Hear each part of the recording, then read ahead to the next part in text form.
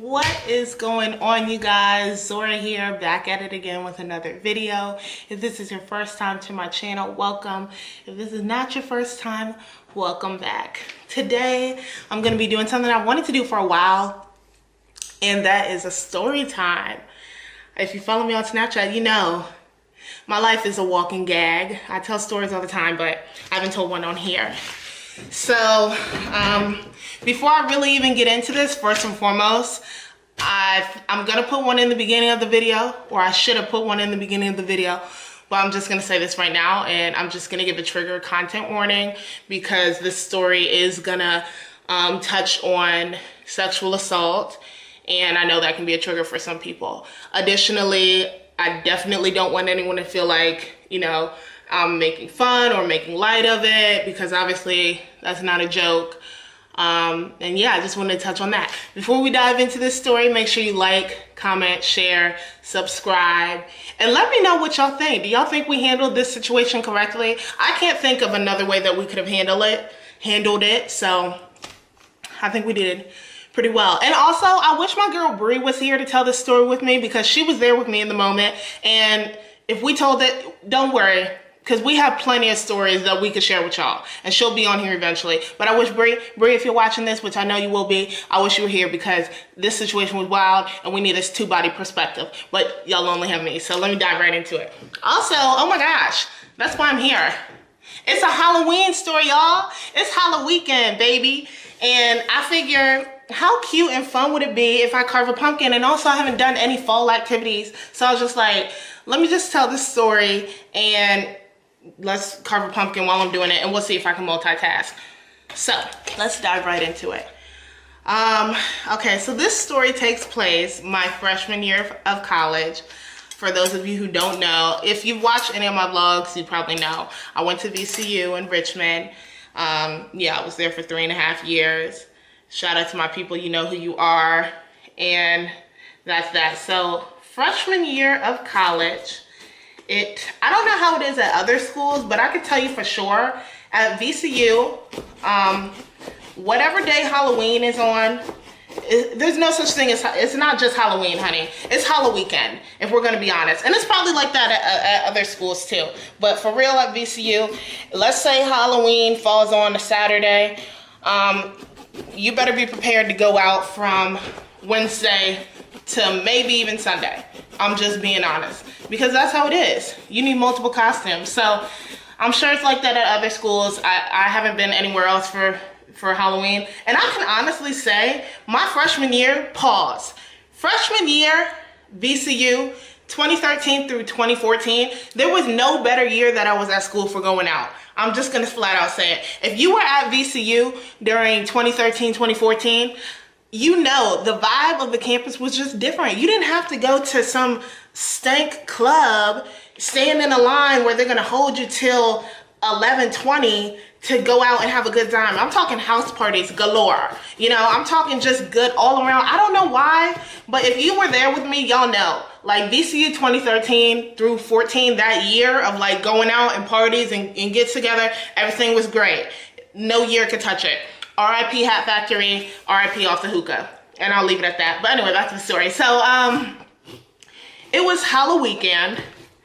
And I believe my freshman year, I really think Halloween was on like a Tuesday. It was some day during the week. So that weekend, everybody was going out. So my friends and I, we went to a party. I'm pretty sure it was that Friday or Saturday. Either Friday or Saturday for sure. We went to a party. And I don't think we were dressed up. So it might have been Thursday. I don't know. It was one day of Halloween. Probably Thursday now I think about it, because I don't think we were dressed up. And we went to this house party, and it was off campus. And when we got there, I don't know if you guys are familiar with the culture of college partying and atmosphere at PWIs, but this was, I mean, it wasn't a black party. It was, I don't know, a mixed race party. So we went into the party. It was myself, my friend Bree, my roommate at the time, Amber, I believe. And I feel like there were other people there as well with me, but I only remember those three. So if you were there with me, I'm sorry, I don't remember. I just have a bad memory. But So we went to this party and we're in there for a while, and you know, we're just enjoying ourselves at the party, you know, having a pretty good time, living our best lives at the time, or so we thought. And so I'm gonna say that everything was pretty smooth for like everything was smooth for the majority of the time we were there. Stuff didn't start to go sour probably until the last hour that we were there, and I'm about to tell you why. So while we were at the party, there was this girl who was, this is later into the party, so at this point we've probably been at the party for like 2.5 to 3 hours, and there was a lot of people there. It was in a house, an off-campus house, so there was a lot of people there. It was packed at one point in time, but it kind of started to clear out. So by the time it kind of started, and it wasn't empty, don't get me wrong, the room that we were in, I would say it was like, it looked like to be like what a family room could be in a college house. So there was couches in there, and these couches were white, and you know, there were people on the walls dancing, just having a good time like a regular college party. And so I'm there, Bree's there, and Amber's there, like I said, probably some other people as well.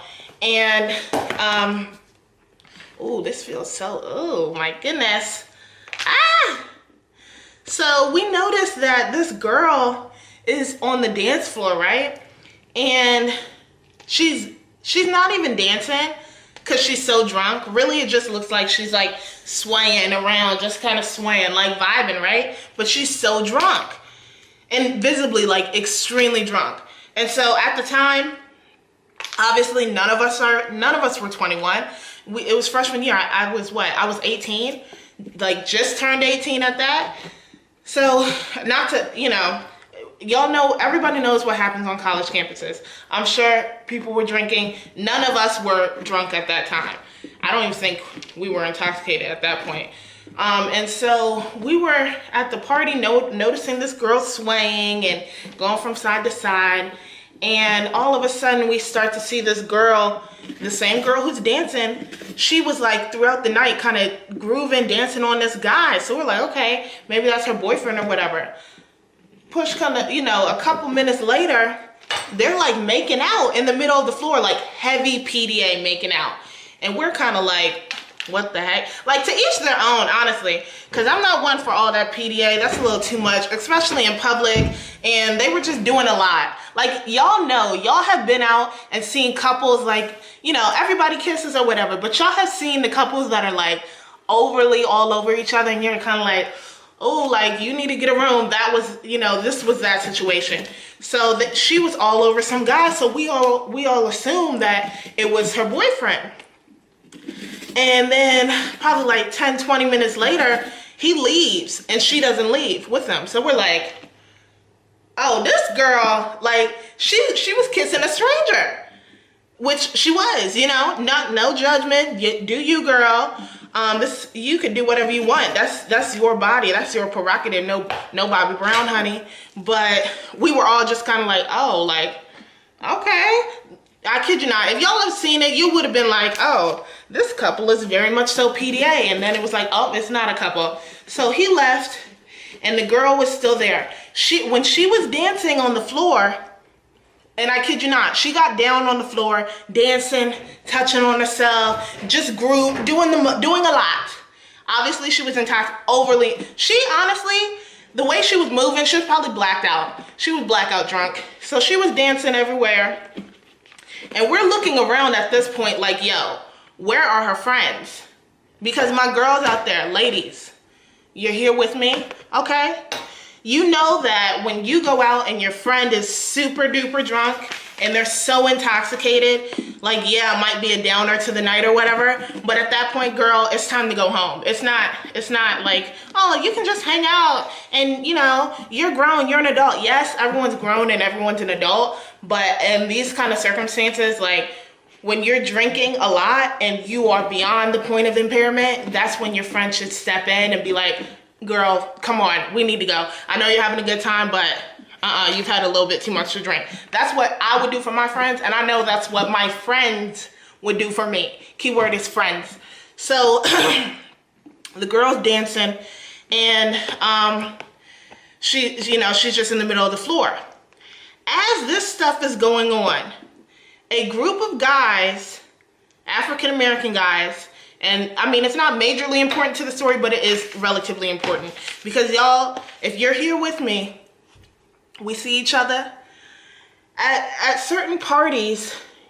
You know who the locals are, and you know who, you know, I'm not gonna say they don't belong, but people who don't go to the school, and people that, you know, if you're on a campus who doesn't go to the school, like, it kind of stands out.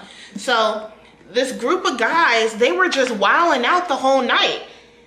And they were like jumping on the couches. Mind you, remember I said at the beginning of the story, the people's couches were white.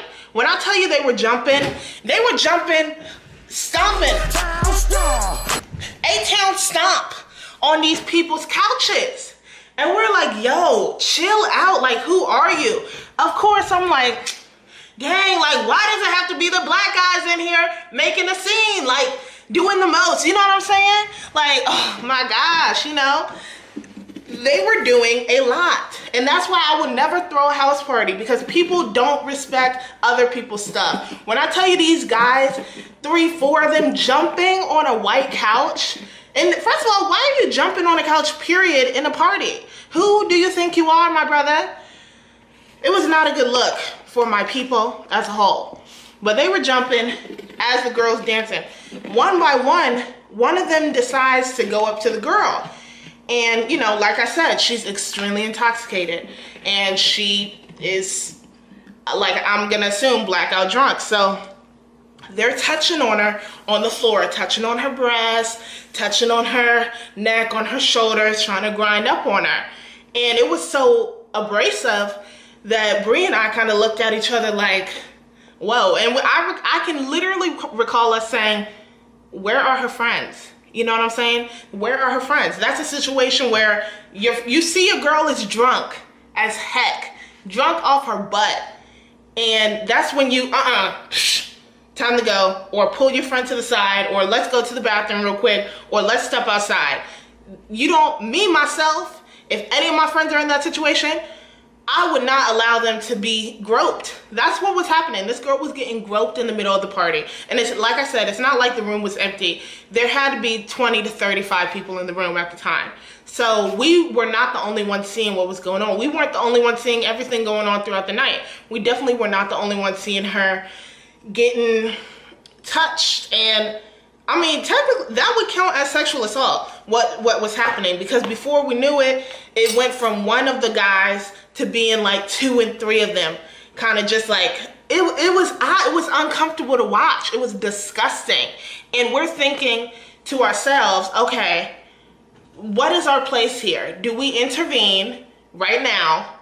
Do we, because at the end of the day, yes, this girl is grown, she's 18. But when something like that happens, it's kind of like, this isn't right. The girl, I mean, yeah, she appeared to be like having a good time and going along with it. But like I said, she was drunk. She was blackout drunk. So one could really know how she was really feeling. You could only imagine how she was feeling. You wouldn't know. So we're looking and we're like, this is a lot. Like, this is too much. Where are her friends? Where are her friends? And we're looking around trying to see if anybody else is seeing this besides us, because the room keeps moving in party atmospheres. It doesn't matter. I'm not going to say it doesn't matter, but the room does not stop. The vibe does not stop for one person going through one kind of like odd experience for the most part in a party setting. So we're looking around to see if anybody else is seeing this. We look over and we both see this girl. It was like a small little Asian girl, and the girl who was blackout drunk, I don't know what race she is. It's not really important, but I just remember what her friend looked like, her friend. The girl was in the corner kind of looking, and she looked as visibly uncomfortable, if not more visibly uncomfortable than we did. But so I'm thinking like, oh, this is your friend. And I asked the girl, I said, is that your friend? And she was like, yeah. And I was like, well, like, are you gonna do something? Because at this point, she's in the center of the dance floor, basically she's getting beyond rubbed up. I don't want to get too graphic just because, like, this is not, it was just a lot. She was getting rubbed up, beyond rubbed up, felt up in the center of the dance floor by 3 dudes, you know, 2, 3 dudes. and it's a group of them, maybe like 4 or 5 of them. So the rest of them are just like on the side kind of looking. And it's unfortunate because I feel as though when the first guy went up, he knew, everybody could tell in that party this girl was wasted. He was trying to see how wasted she actually was, and you know, how far he could go, how much she would allow him to do, which would have been a lot because like I said, this girl was visibly blackout drunk. So at this point we're like, okay, like, are you gonna do anything, or what's going on? If that's your friend, like, she's drunk, she needs to go home. And I know y'all thinking, who are you, the party police? On this day we sure as hell were, because that nobody should be that intoxicated in these kinds of situations. And I'm thinking to myself, one, I'm thinking to her, I'm like, okay, what kind of friend are you to allow your friend to be in this situation and you to not intervene? It's not my place to judge, but we are now talking, we are interviewing, and we're coming to you and telling you it may be necessary to say something. So what are you gonna do? The girl is kind of like, oh, well, I know, like, I said we should go, but she doesn't want to go. Okay, your friend is drunk, so who's gonna be the one to be like, okay, girl, I understand you want to stay, but we're going. It's not a discussion, we're leaving. And so, and then I'm thinking to myself, okay, in this group of 5 guys, why does it have to be, first of all, y'all are clearly locals, and no shade, but locals ruin everything. Oh, a lot of things. Shout out to my friend Thomas. You my man, but you are a local. No shade. But, true. Okay, but, so I'm like, dang, like, why does it have to be the black guys in here just doing something that we all know y'all are not supposed to be doing? So they're feeling up this girl. All of a sudden, Bree and I hear, as they're touching on this girl, Bree and I hear one of the boys say to the other, I'm about to take her upstairs to the bathroom. I'll tap on the door when I'm ready for you to come in. This is the progress of what I've done thus far. I know that's really random and it was probably a poor place to stop, but I feel accomplished because I haven't done this in a while. He says to the friend, I'm gonna knock on the door when it's your time to come in. At this point, Bree and I are kind of like, okay, what we did not want to happen and what we were kind of, you know, what we were hoping we were not about to have to experience is now happening. So what we need to do is figure out how we are gonna handle this situation. Are we gonna not say anything, or are we gonna intervene? Because at this point, it's clear the friend is still in the corner. It's clear the friend is not gonna do anything. And so when we heard that, we looked at each other and Bree said something. I can't recall what she said to me. That's why I'm saying, Bree, I wish you were here with me. We gonna connect, and because we have a lot of stories to tell. But you know, I think we both had our own internal conversations with ourselves. I, for one, was like, oh my gosh, like, what is about to happen? What is going on? What is gonna happen to this girl? I know I just heard this. What do I do? Because people are crazy, first of all. They could very well be like, man, mind your damn business. Who are you to tell me anything? Mind your business. And I'm not gonna say they have every right to be, but I can understand them being like, man, mind your business. You don't know this girl. Because I didn't know the girl. But I tell you, as soon as we heard that, I looked at Bree, and Bree looked at me again, and she's like, did you hear that? I'm like, yeah. And nobody's about to get raped while we're up in here. Like, nobody's, not on my watch. Not on my watch. Nobody's about to get raped. Like, that is wild.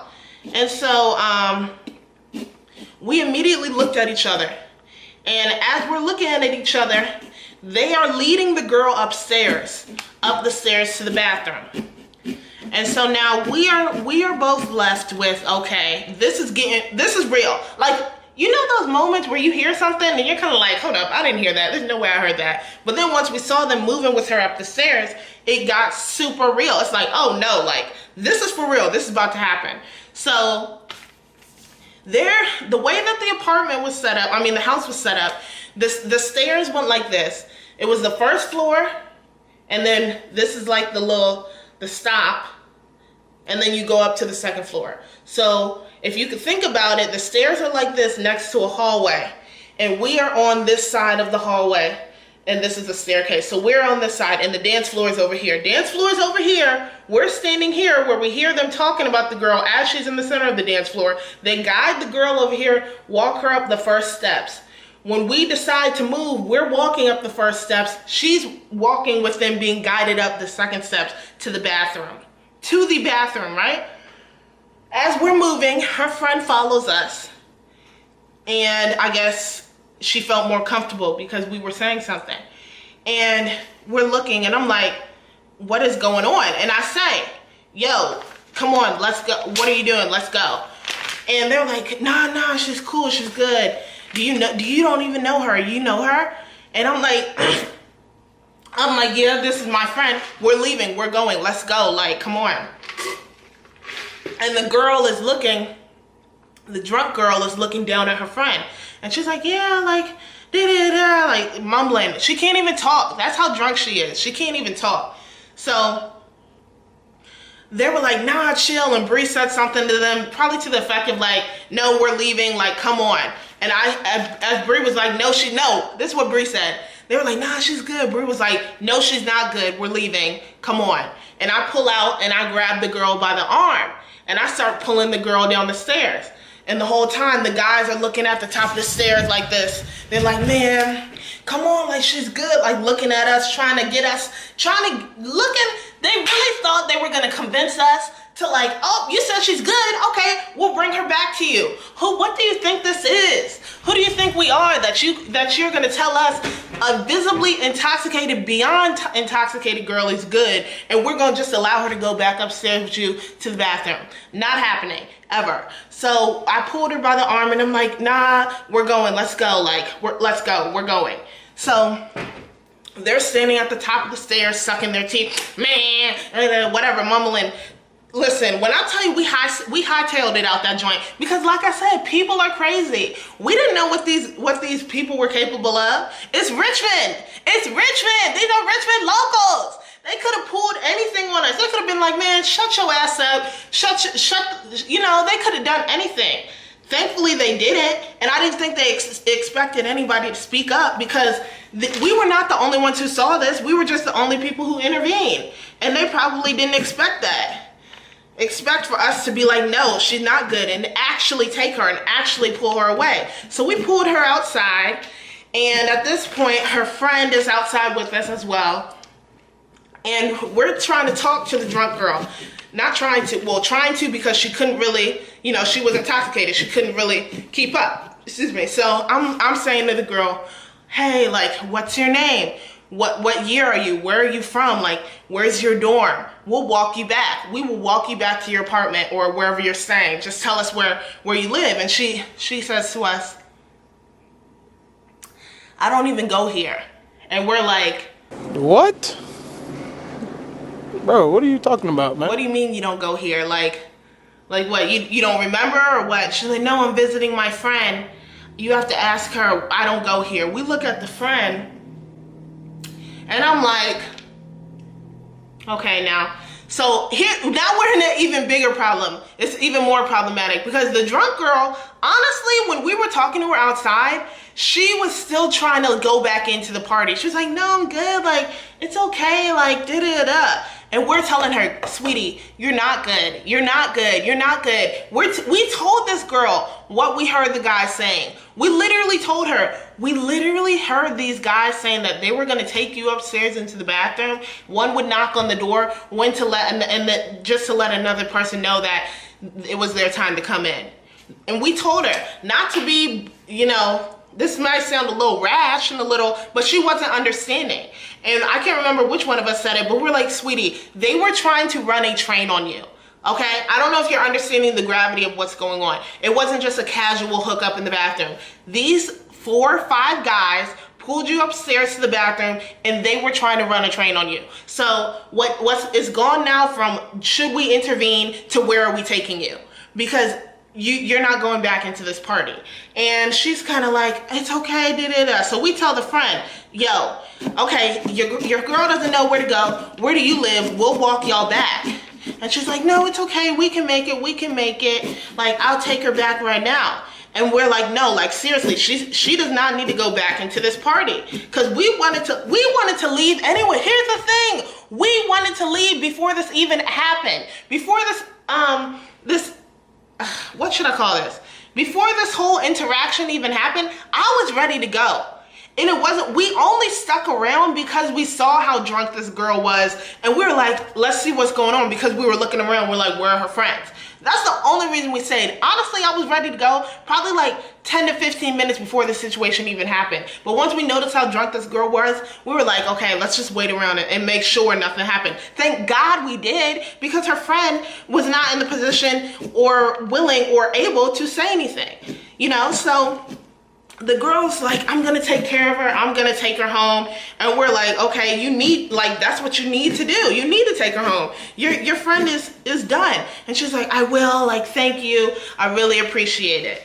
And so, you know, there's only so much we can do. We can't force you to walk with us. We can't force you to tell us where you live. We can't force you. I even told the girl, I said, you can stay on my, I mean, granted, I lived in a freshman dorm, but I'm like, you can stay in my bed. Like, you can sleep. I'll sleep on the floor. You don't have to, you know, you don't have to go back in there. You can stay with us for the night. You know what I'm saying? And the girl was like, I mean, I don't know. Like, I feel okay now. Thanks. The girl thanked us. We left. And to this day, if I'm going to be honest with y'all, I don't even know. The girl could have gone back in the party. She could have convinced her friend to let her go back into the party. And I think about that. I'm not gonna say I think about that all the time, but I do think about that from time to time. I wonder what happened. I wonder if this girl ended up going back in the party, because I feel like we did what we could make. Of course, you can always do more. But the girl didn't leave with us. We did our best to bring her out of that situation, but she very well could have gone right back. Ew, what that accent? She very well could have gone right back in and, you know, ended up in that same situation. I feel a little bit of, not guilt, but I really, if I really sit down and think about it, I really wish that, like, we would have taken her to another location. We didn't do that because we felt like, okay, we told this girl what's going on. We told her friend, we brought her outside. Like, we've done, you know, we've done our part, kind of. But, you know, even when, like, we would talk about this all the time, because this happened our freshman year. And this was like our first experience, or my first, I'm not gonna speak for Brie, but this is my first experience as to, like, oh wow, like the stuff that they tell you about parties, about college parties, about girls watch your. Oops, sorry about that. We had a new angle because my camera died. But what I'm saying is, where'd I leave off? You could be in a situation where you might need help, and your friend might not be able to speak up. They might not know what to say, to be honest. And in the moment, I'll admit, Brie and I, we were a little judgmental of the friend, because we were like, yo, where are your friends? You need better friends. That's what we were thinking. When the reality is, we don't know anything about this little girl. We don't know anything about her past experiences or her history. And this was a traumatic event. Her even seeing her friend in the center of the dance floor, getting felt up, could have been triggering for her. It could have been extremely traumatizing. And it's natural. It's a natural reaction for people to freeze up and kind of shock and not know what to do. You know, but in the moment, we were so annoyed and we were so pissed, genuinely pissed off that you are not reacting and your friend is getting violated, you know? But we can't say everybody doesn't react the same way, and that's something important to acknowledge.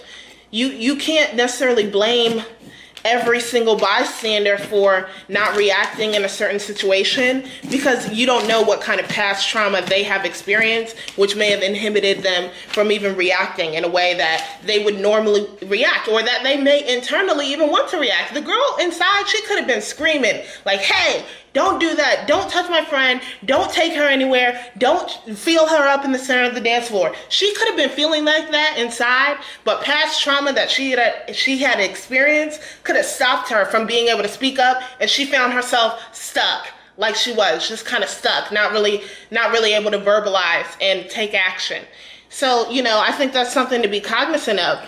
both in the judgment of people and how they react to situations, as well as the friends that you do have.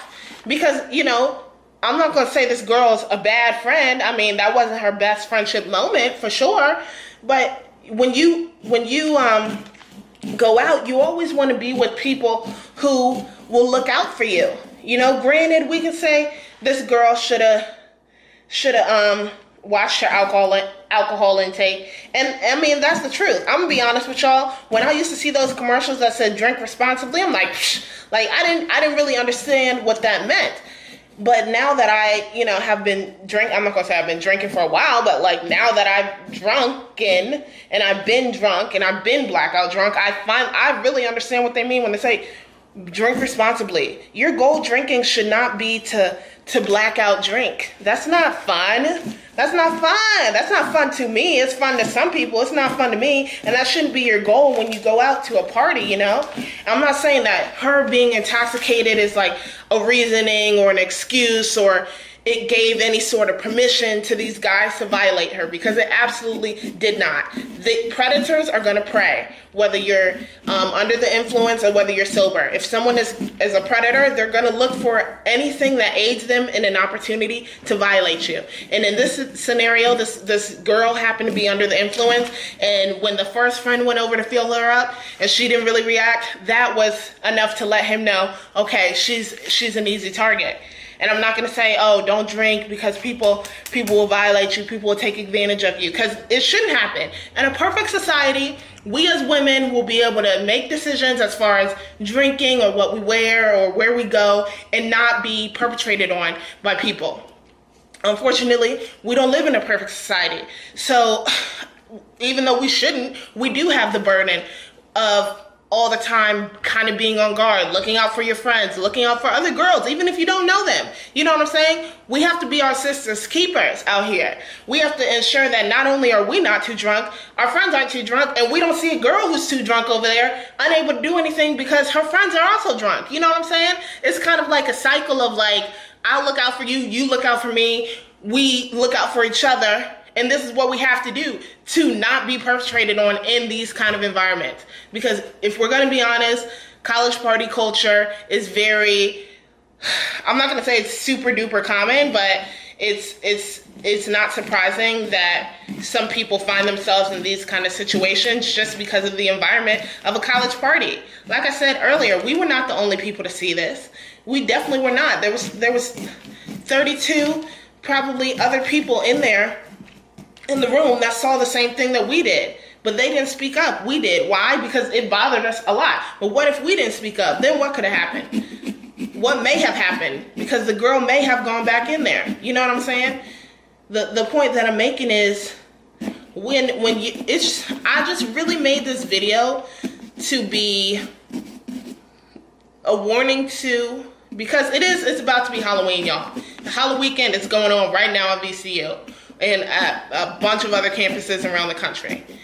I'm making this as a warning to students, as well as hopefully a conversation starter, and perhaps even, you know, this will give you an idea about how to react in situations where you see someone being violated and you feel uncomfortable. Because I'm going to be honest with y'all, that was hands down probably the most uncomfortable situation I've ever been in my life.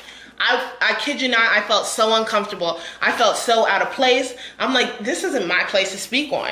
You know, this is not my friend. I don't know this girl. But then I started to think, if I was in a situation like this, I would hope that somebody would speak out for me. You know what I mean? I would hope that somebody would be like, no, that's not right. You know, I would really hope that somebody would say, hey, like, yo, don't do that. She's not in the right frame of mind. Oftentimes people don't do that, but that's what I would hope, you know.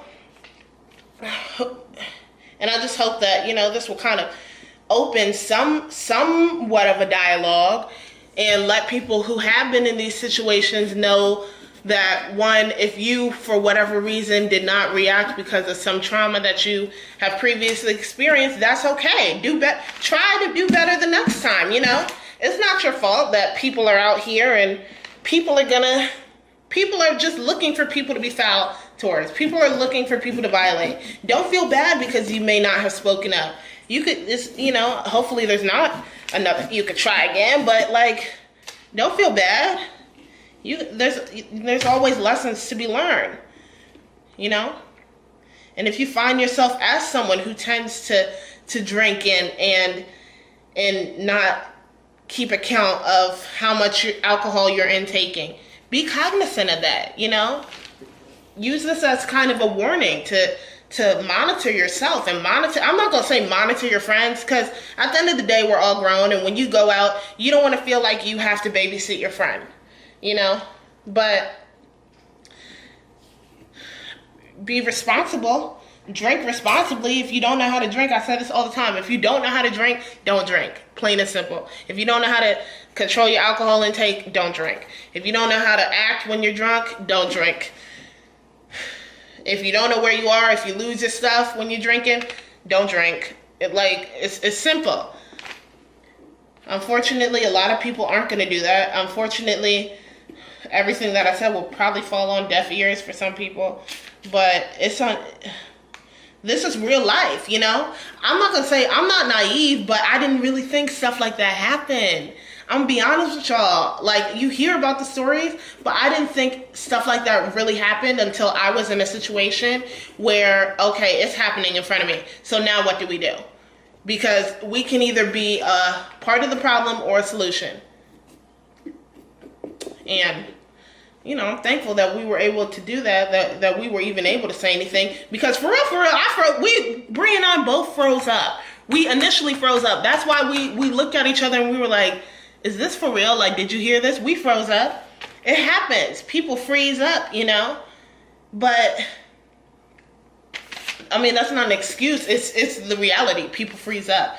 Those guys, I think that we were more so nervous, and I think oftentimes people are nervous to say stuff because they're afraid of the reaction from the person who they are intervening against. Like, those guys we didn't know them at all. We didn't know them at all, and they didn't know us. People are crazy out here. They could have been like, man, shut up. They could have hit us. They could have spit at us. They could have shot us. Like, anything could have happened. We did not know those people just as much as we did not know that girl. Anything can happen out in these streets, and I'm not even trying to be funny. It's our responsibility to watch out for one another, both as people, as women, men. Because I'm not saying that these kind of situations don't happen to men. They may very well, and I'm sure in some cases of another, they do happen to men.